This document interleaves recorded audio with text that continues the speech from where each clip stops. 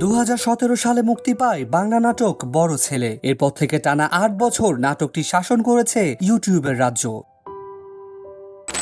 বড় ছেলে যেন এক নীরব বিপ্লব, মধ্যবিত্ত জীবনের চিত্ররূপ, রাশেদা রিয়ার অসম প্রেম আর বাস্তবতার নির্মম পরাজয়। অপূর্ব আর মেহজাবিনের অনবদ্য অভিনয়ে সেজে উঠেছিল সেই গল্প। 5,41 লাখ দর্শকের ভালোবাসা তাকে বানিয়েছিল বাংলা নাটকের শ্রেষ্ঠ ভিউধারী।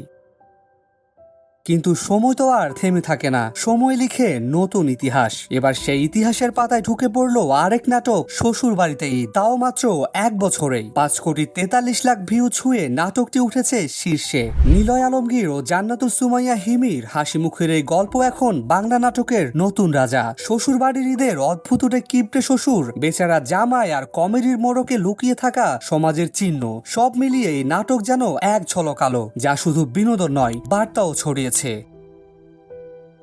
নাটকের নির্মাতা মহিন খান বিস্ময় নিয়ে বলেন, এই নাটক যে এমন এক অবস্থানে পৌঁছাবে তার স্বপ্নেও ভাবিনি। দর্শকের ভালোবাসায় আমি কৃতজ্ঞ। অন্যদিকে হিমি মনে করেন, যে কোনো কাজের পেছনে থাকে কঠোর পরিশ্রম, তুলনা নয়। আমাদের লক্ষ্য ছিল ভালো কিছু তৈরি করা, দর্শকদের ভালোবাসা আমাদের অনুপ্রেরণা। আর বড় ছেলে, সে তো এক কিংবদন্তি।